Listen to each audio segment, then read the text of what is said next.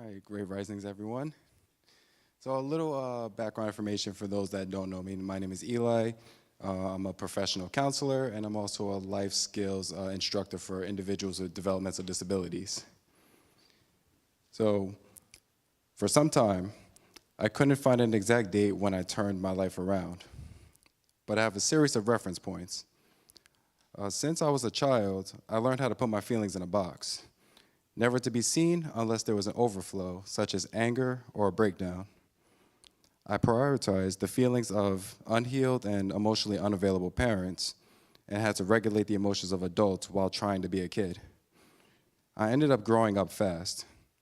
I developed unhealthy patterns such as perfectionism, fear of making mistakes, people-pleasing, and repressing my own feelings.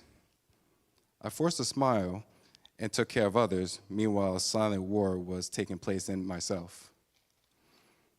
I wrestled with anxiety and mistaken hypervigilance for discernment.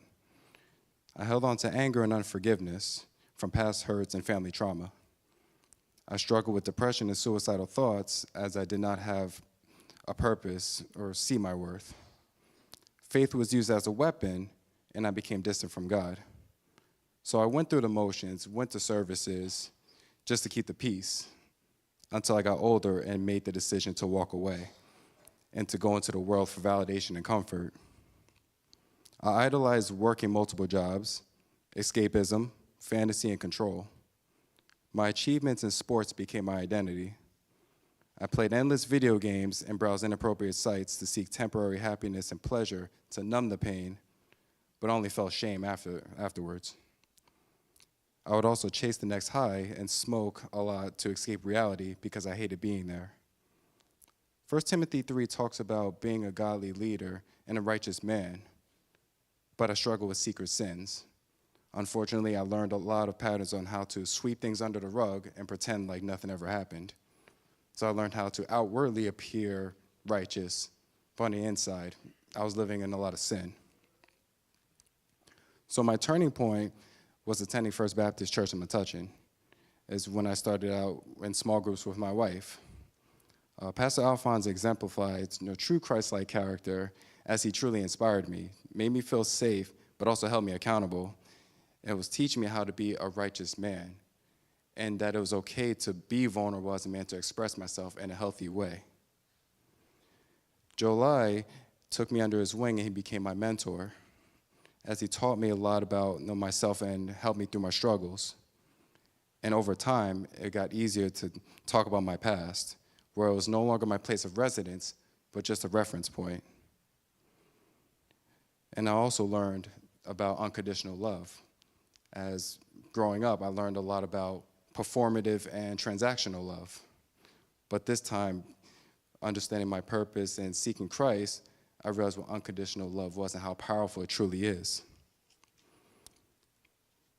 But before I started coming to church, I had made oaths and covenants out of ignorance and being lost.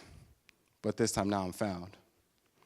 So today, I'm going to be bold, and I'm publicly denouncing my fraternity, Iota Phi Theta, and breaking old ties and old covenants, as I no longer want to be at risk of idolatry. Because I made a promise to the Lord on December 22nd, 2024, when I got rebaptized, that I was going to be a disciple of Christ and surrender all to him and give him all dominion over my life, to break every generational stronghold. So when I was broke, busted, and disgusted, Jesus saw me for who I am and who I was going to be, even when I didn't see it in myself. Even placing others like Joe, Pastor Alphonse, and members here that saw me for who I was going to be. So right now in this moment, I finally know my purpose, my calling, and my assignment in Christ.